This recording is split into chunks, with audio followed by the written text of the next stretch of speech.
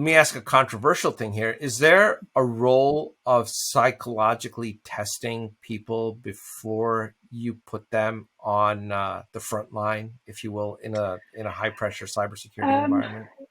It depends on what you mean by psychologically testing, because there are a load of tests that you can get people to do. I guess If you're talking assessing personality type thing, I guess, you know what, again, this is again a layperson from just my personal experience. I would want to know, does a person have the ability to simply put a pause or an interrupt statement in their thought cycle before taking action? There are people who think like that, and you can certainly have a look at thinking skills, but something like that, you can train that. Absolutely. And wow. there is Meetings, if you could do that, you'd make $1 million, because meetings would actually become useful, Bec. Yes. I mean, think about it. When we're in a meeting, most of the time, people are really just taking turns talking when they should be listening. Yeah.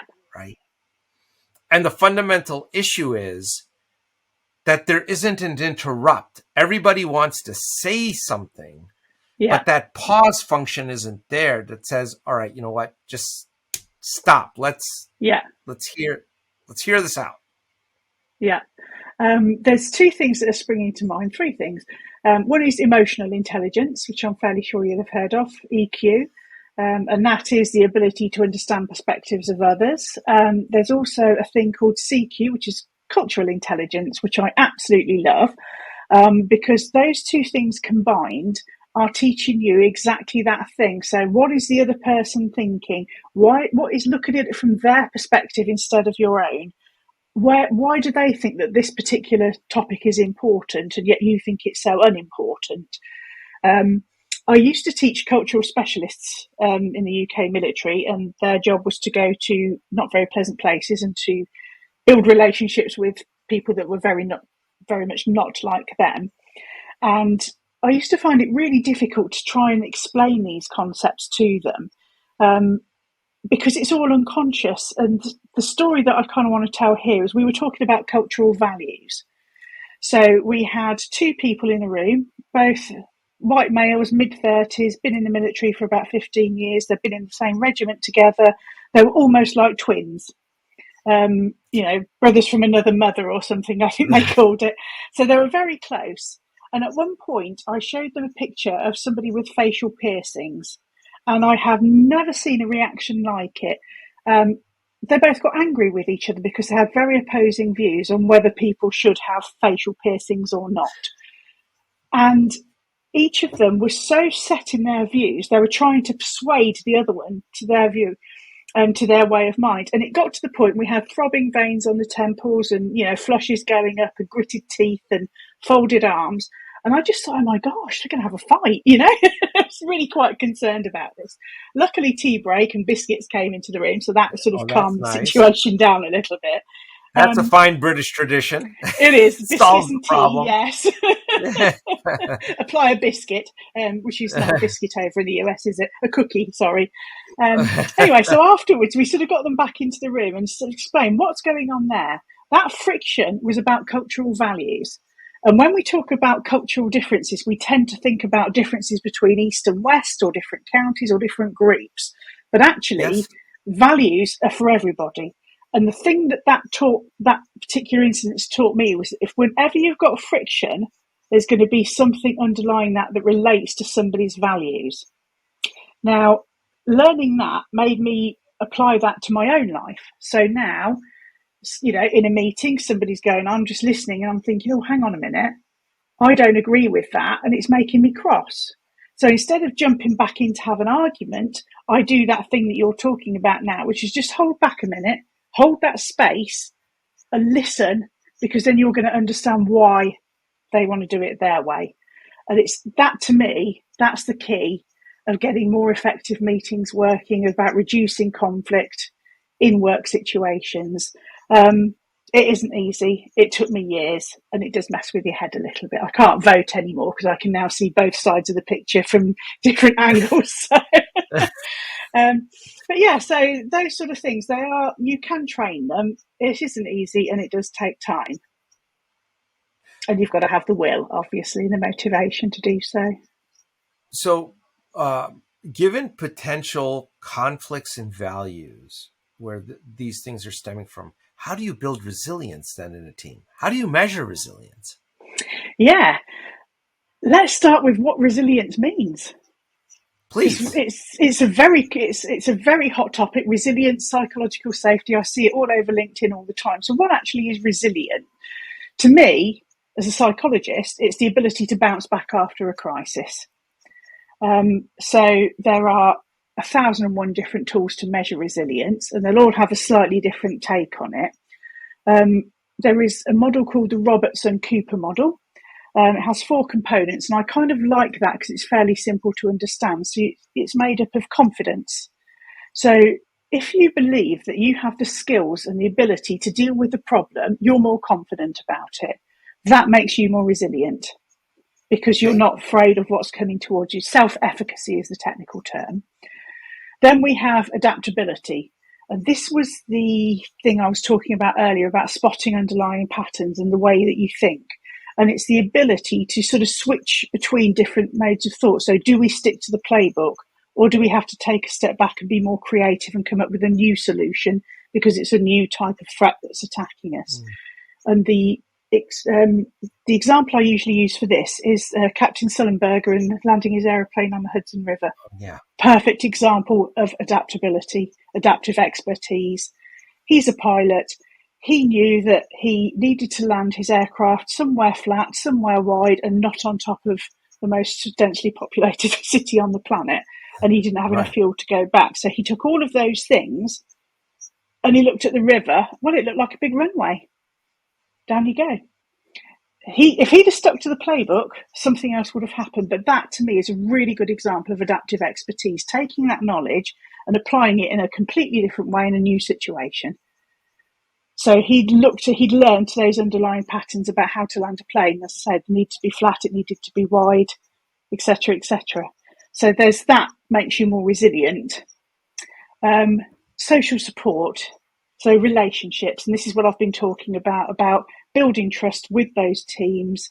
Don't test those relationships when you're under pressure. Get it all out of the way beforehand. Then people can have conversations in a calm way in a difficult environment. That builds resilience because you're not on your own dealing with the problem.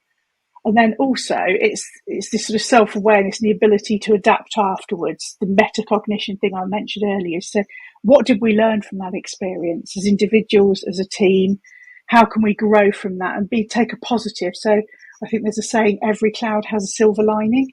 So even when bad things happen, there's something you can learn from it. So all of those things help an individual build resilience. However, that confidence, adaptability to a situation, metacognition, right? Yeah. And you mentioned one more item. Yeah, the social support. Social support. So those 4 factors of that, social support is something that we can inspire and train into a team environment. Confidence and adaptability are individualistic traits. I disagree. Some people are just they're really smart, but they're not confident. Yeah. So I've seen this, believe it or not, with physicians. So I come from a family of physicians, and you see it where people they know the subject matter, but anytime it comes to decision time, it's like, no, let's not make a decision. That's the best decision. I just won't make one, and therefore I'll never be wrong. And so it seems like there's a lack of confidence, and then adaptability again seems like an individual trait. So should we test for that before you put somebody into a pressure cooker environment? I guess I know it's not practically, especially in our industry where we have a huge workforce shortage, to be able to implement those kinds of filters on a practical basis, because you may not have much of a team left. But when queuing back to the military model, I think if you're applying in a special forces application, they do see if you have the mental toughness to actually even get engaged with a program like that. Yeah. And in cybersec, I don't know that it's really that different, because you look I don't think it is. I think you're right. Yeah, I don't think you it can is. also train it. So you can train these things. And How? if you train them, again, this all goes back to the training things, the cognitive agility, the lots of little nibbles at training. You start to spot the underlying patterns. Somebody who's confident and not very confident will grow in confidence the more times they're put into that situation and they have to make that decision. But they're not doing it under pressure, because you're doing those little nibbles of training all the way through. So it's a gradual skill and confidence building thing, rather than chucking them into the fire and then going, oh, he didn't cope. Getting prepared, get his fireman's suit on, metaphorically speaking, before you put him into the burning building. And then even if there's going to be times where that's just not possible. Something happens 2 weeks after somebody starts in the job. But if you've got that social support and those relationships, you've got a team of people doing this thing.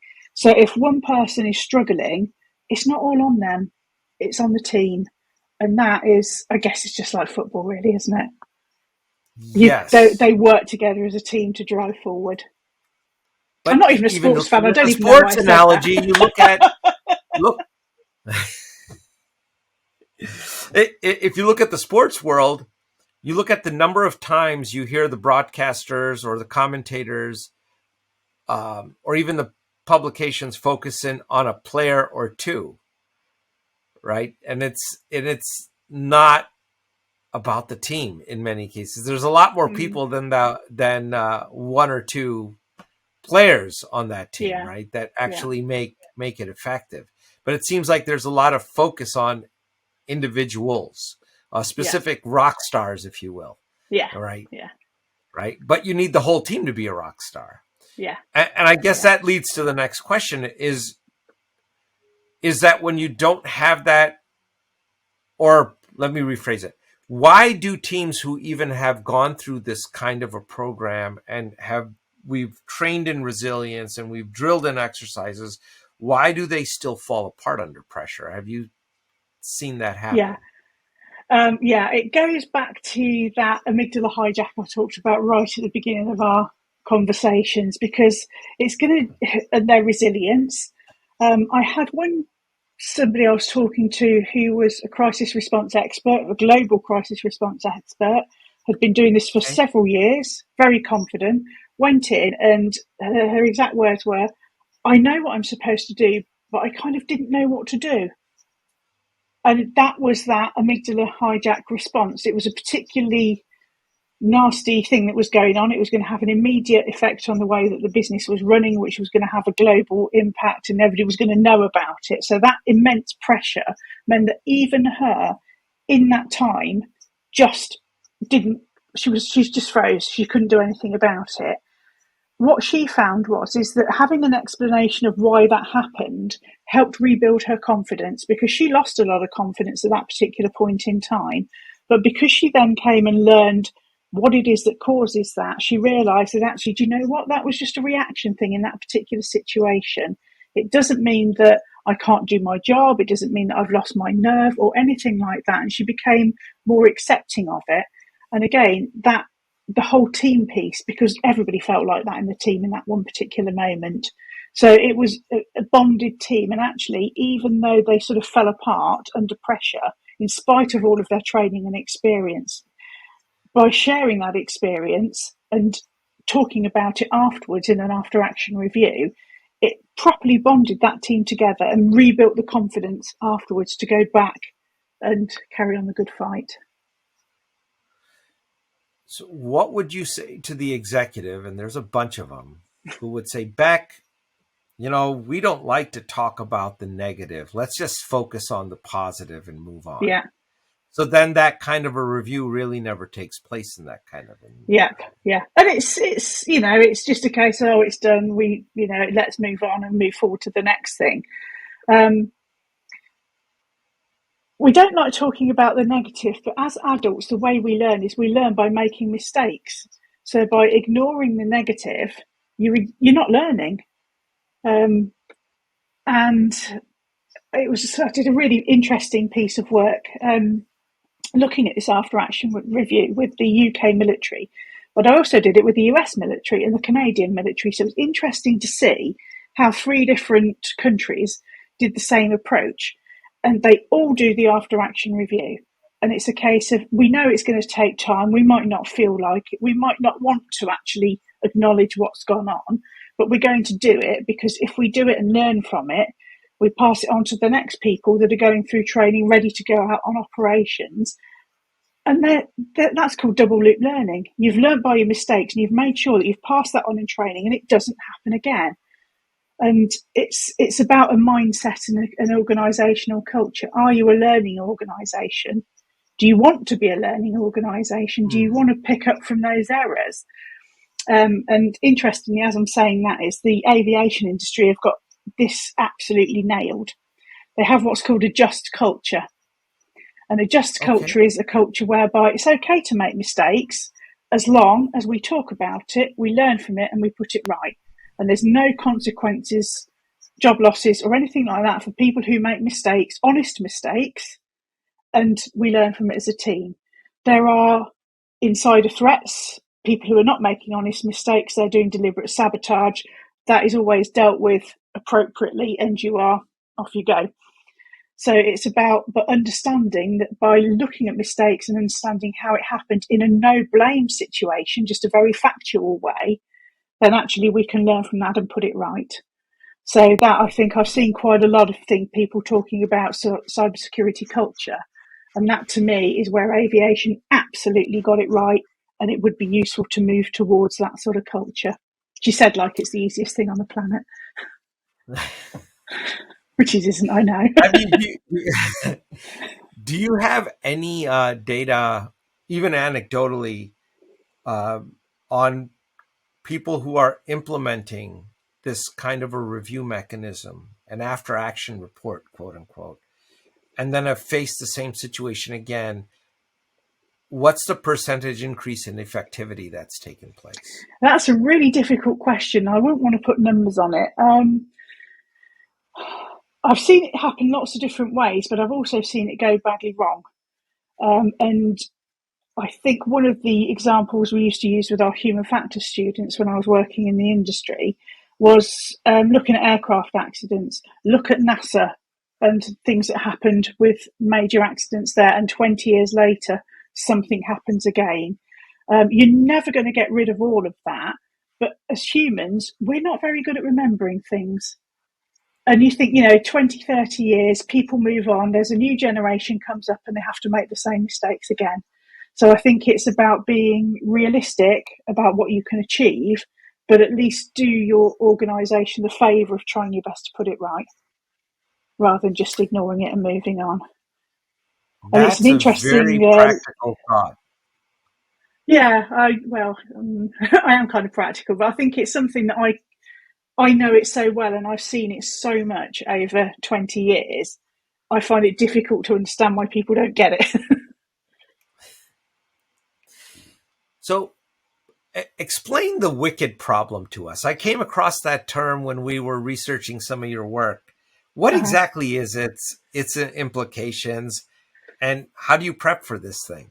So, please. A wicked problem is exactly that. It's wicked because it's not easy to deal with. You've got a normal problem space is you can identify the different factors that are part of the problem. You can look at evidence, you can attribute cause to it and all of that sort of thing, and work out a way forward. A wicked problem, and this is so typical of cybersecurity, I feel, is it's fast paced. So everything is happening really, really quickly. So you've got a whole bunch of information coming at you from different directions. Some of that information is quality, some of it is not. The situation's changing very, very rapidly. There isn't an immediate solution. You can't just press a button, tick a box, and everything goes away. Right. It might be something that you don't necessarily have experience with. But for me, the wickedest part of it, if you like, is the fact it's a zero-sum game. So whatever you do that is right in one area might well cause a problem in another area. So therefore, there isn't always that obvious path to take, because there's always something bad's going to happen regardless. And it's very much a case of having to find the least damage compromise at each step and understand, cyber attack being a perfect example, that you take a series of steps and you have to manage the situation each day as it comes, because you can't just solve it straight away. So that That's is a right. wicked problem. That brings us to what you just described there, where you have potentially outcomes that are going to be damaging regardless of whatever action you take. The question is, Yeah. which of less evils do I pick here? Yeah. That brings in the chain of command issue. And again, this is my personal opinion. So when we look at cybersecurity teams, they're usually composed of a bunch of technocrats, whether from the CIO, CISO, on down to the analysts and threat hunters and the entire team. Mm-hmm. Those folks are not empowered or designed to make those competing decisions. Yeah. Okay. An example would be, well, if I take this server offline, it's going to kill our credit card transactions for an hour. That has all kinds of financial implications. Or if I take this server offline, the last 15 minutes of orders or the last 15 minutes of shipments are completely lost. Okay. They don't have the authority or, as they say, the pay grade to actually make those decisions. But the people who do often are not part of a cybersecurity team or are not included or don't even understand the risk. Yeah. What do we do here? I mean, how do we address this? Because these people need to be brought in, and I want a real psychologist to tell us about this, and not me. Two things that are springing to my mind as you're talking there. First is that why aren't those people from other areas of the business brought in to work with, train with the incident response team? Because then you're kind of listening to those issues as you go along. They're there, people, they begin to appreciate each other's roles. I think I've talked about this several times throughout. So why aren't they training with them? And it doesn't mean that they have to take 3 days out of the office to do some massive tabletop exercise and all the rest of it. It can be like little scenarios every now and then you have those conversations in that safe space, understand why business development or business operations want to do one thing and the IT people want to do a different thing. Have those conversations. Where are we locking heads? Where are we, where are the clashes? And I think there's time. May I interrupt for just 1 second? It appears that it's what you presented something brilliant there. Why are they locking heads? They come from two different social cultures. They have two different value sets. And as often as I've heard in the halls, never the two shall meet. So you have people who understand the business. They understand what they're selling. They understand their customers, the market, and how to operationalize that and gain access to the market. There's a whole bunch of people on the technical side that don't know the first thing about that, but understand how the signals go across the wire that enable that transaction to take place. Yeah. Right. But they don't know what happens if that signal doesn't make it. They don't know how upset customers get if they don't get their orders. That's something that's completely out of their paradigm. And so they don't have a common language that actually brings them together. Although they're working for the same cause, which is really kind of strange. No, I mean, it's a massive problem. It's also quite well researched. I came across some research that had been done by, I think it was the Norwegian military, and the situation they described there is they call it working across the hybrid space. because you've got tactical, operational, online, real life, and you've got to have somebody who can, what they say, navigate that space. And I came across, it was one of the UK banks had actually solved the problem by putting somebody into the team whose job it was to translate technical language into business and vice versa, so people understood it. But that's quite a mature crisis response team. And I Wow, haven't that's a seen very too much mature of that. crisis. I haven't seen too many of those. Yeah, Yeah, I haven't. personally. No, me That's neither. great I that think there's well, someone doing it. yeah. So one I've come across. But what the Norwegian research was that actually it's about, again, having those conversations. So business person comes in and explains, well, actually, if you do that operationally, it means that the customers won't be able to do this, the suppliers won't be able to do, so actually spells it out to the tech people. Then the tech people also listen to those stories coming, give their own stories. Well, actually, this is what we need to do, and this is why we want to do that.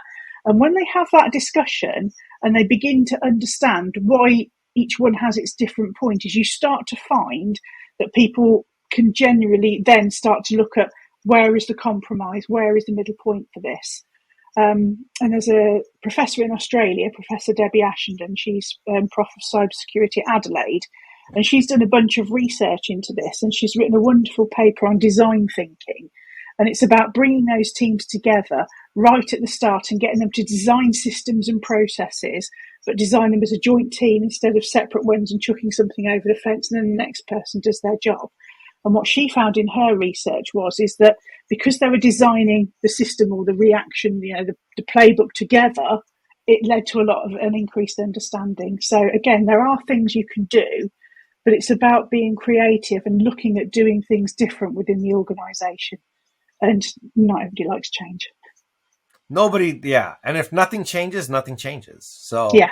If we keep doing right. what we've always done, we keep getting what we've always got. I don't know who said that, but very apt, I think. I think it's easy. I know at the executive level, if you are not at all familiar with any or uncomfortable with technical things, or you perceive you're uncomfortable, or you don't want, it's like, well, I don't do that stuff, then it's very easy to be very dismissive. Yes, absolutely. Right. Yeah. And when you're dismissive, I think you're doing your organization an injustice, because what you're saying to have happen is almost impossible to have happen unless it's got the command and control structure acknowledging that, really bad things can happen. We better be a part of this.